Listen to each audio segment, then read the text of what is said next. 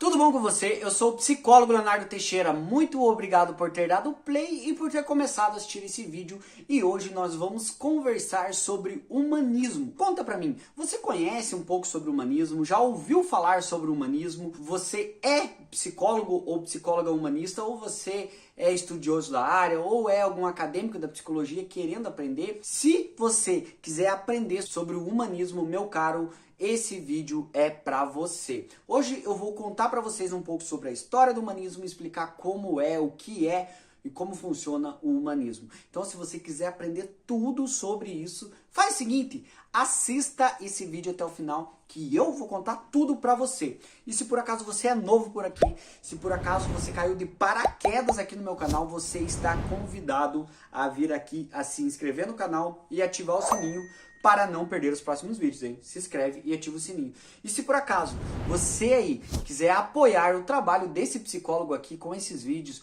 que eu compartilhando o conhecimento, porque dá muito trabalho, se você quiser apoiar o meu trabalho, você vem ser membro aqui do canal, seja membro do canal, receba conteúdos exclusivos, porque sendo membro você pode ser até o meu paciente ou receber supervisão clínica minha. Olha só que coisa legal, vem ser membro aqui do canal, beleza? Bom, o humanismo teve o seu início na década de 50. E se você estudou um pouquinho da história da psicologia, você deve saber que lá na década de 50, as duas principais linhas teóricas, pensamentos teóricos que dominavam a psicologia era, sem dúvida nenhuma, a psicanálise do papai Freud e todos os seus seguidores, digamos assim, todos os seus adeptos da psicanálise, muitos pensadores, e como antagonista da psicanálise, né, vinha o behaviorismo de Skinner, de Pavlov e de toda essa galera de Watson, de toda essa galera de anos atrás. Então, tinha a psicanálise, que eu não vou me aprofundar a falar da psicanálise aqui, vou fazer um vídeo só falando da psicanálise, tá? E o behaviorismo. Então, as duas abordagens estavam crescendo muito, cada vez mais, por toda a sua história. A partir disso, gente, lá pelas décadas de 50, teve uma reunião muito importante para começar a se formar a terceira linha da psicologia,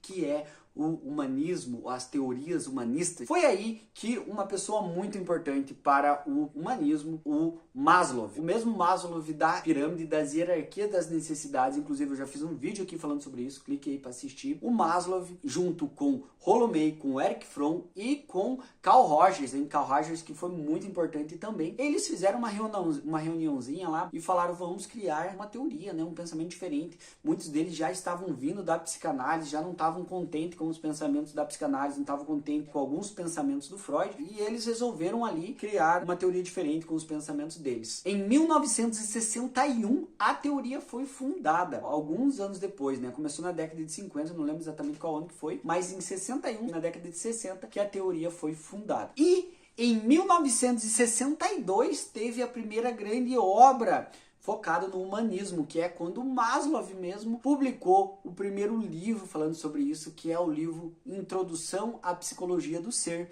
onde ele começa ali a falar e a descrever sobre o pensamento humanista, a visão de homem e mundo sobre o humanismo. Mas afinal, quais são os pensamentos básicos do humanismo? Primeiro, o humanismo acredita fielmente na potencialidade individual de cada um, na potencialidade e no crescimento de cada um. O humanismo acredita que toda pessoa tem sim o seu potencial de crescimento. Acredita que toda pessoa pode crescer e se desenvolver. O segundo pensamento é, o humanismo acredita na liberdade pessoal. O humanismo acredita sim que a pessoa tem o direito de ir e vir e o direito de ter as suas escolhas e ser responsável por ela. Além disso, o humanismo também acredita na autodeterminação e na autorrealização. Ela acredita que a pessoa pode ser altamente determinada e ela acredita que a pessoa pode sim se realizar. Ela pode ter a autorrealização. Ou seja, o humanismo acredita no potencial individual de cada um.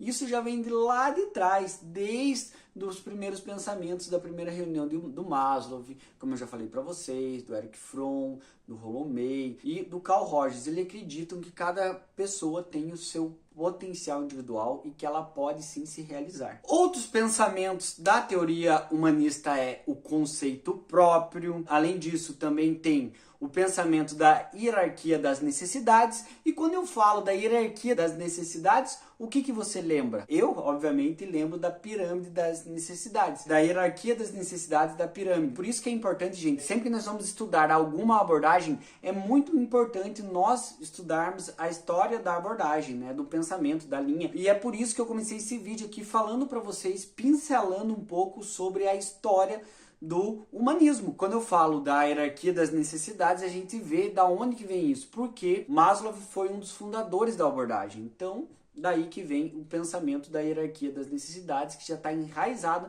no pensamento do Maslow. Outro pensamento que vem é a terapia centrada no cliente. Quando eu falo isso, lembra muito, obviamente, do Carl Rogers. O Carl Rogers descreveu, né, foi o grande autor da teoria centrada na pessoa, que acredita que toda pessoa tem um núcleo sadio. Quando a gente fala da ACP, acredita que toda pessoa tem um núcleo sadio, tem algo de bom e algo produtivo dentro dela. Falando de cada pensamento do humanismo para vocês, a gente vê um pouco da personalidade e vê um pouco do pensamento de cada pensador daqui. Vê um pouco do Maslow, vê um pouco do Erich Fromm e vê um pouco também do pensamento do Carl Rogers, né? Nessa questão da terapia centrada no cliente, que é da ACP, da abordagem centrada na pessoa. É muito importante ressaltar também que no humanismo o ser humano é visto como um ser holístico, ou seja, ele tem muito a vertente do holismo, que vê, entende, compreende o ser humano como um todo, compreende o ser humano nas suas emoções, na sua parte fisiológica, na sua parte espiritual, na sua parte cognitiva, na sua parte comportamento, na sua parte inconsciente. Ou seja, o humanismo tem uma raiz muito forte do holismo, onde enxerga o ser humano na sua totalidade. Para o humanismo, o ser humano é mentalmente saudável e todo ser humano é capaz de se desenvolver. É daí que vem o núcleo sadio, que tem algo de bom dentro de toda pessoa. Deu para entender? E como é o tratamento, como é a psicoterapia, como é a consulta psicológica a partir da abordagem humanista? Bom, a abordagem humanista, ela não é uma abordagem diretiva.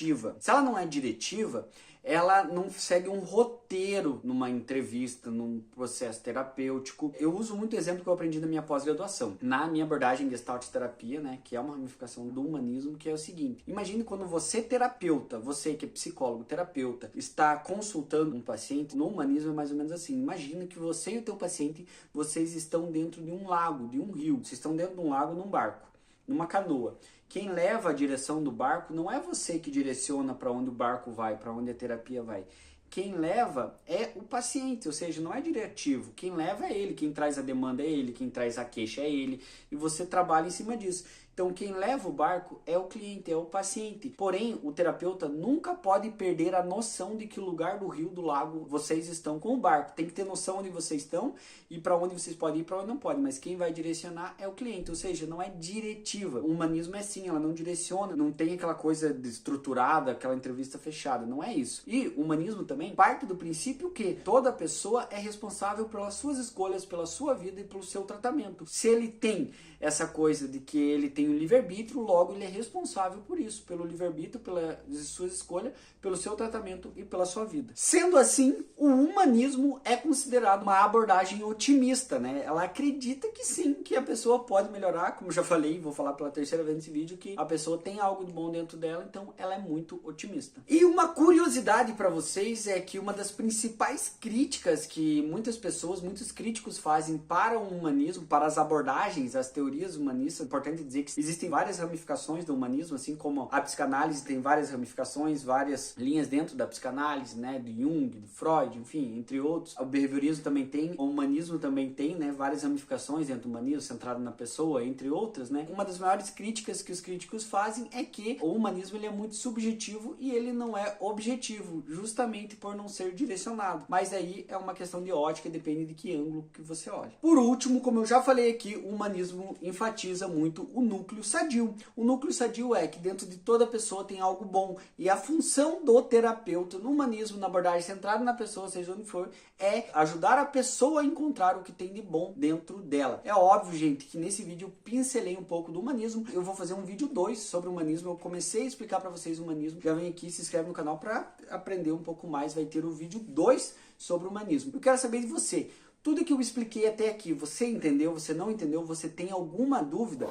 Comenta pra mim aqui embaixo, beleza? Comenta pra mim aqui embaixo e se liga aí que vai sair o vídeo 2, onde eu vou me aprofundar um pouco mais no humanismo. Hoje eu comecei a pincelar o começo da história e os principais pensamentos do humanismo, tá? Mas comenta aqui qual é a tua dúvida, comenta aqui qual sugestão de tema de vídeo você tem, comenta aqui se você já estudou ou não estudou para o humanismo, comenta se você está estudando nesse vídeo para alguma prova da faculdade, comenta tudo para mim aqui embaixo. E se você quiser ter alguma supervisão clínica sobre humanismo, sobre Gestalt terapia, você pode sim ter supervisão comigo, ou se você quiser consultar, precisar de uma consulta psicológica, também pode ser comigo. Como isso acontece? Vai lá no meu Instagram aí, ó, Leonardo F. Teixeira, me manda um direct lá no Instagram, que eu vou conversar com você através de lá, me fala o que está acontecendo, que a gente marca uma supervisão ou uma consulta, independente do que você precisar. Beleza? Espero muito que você tenha gostado desse vídeo. Não sai desse vídeo antes de se inscrever no canal e de ativar o sininho, beleza? Vem ser membro do canal. Um grande abraço, tamo junto e valeu!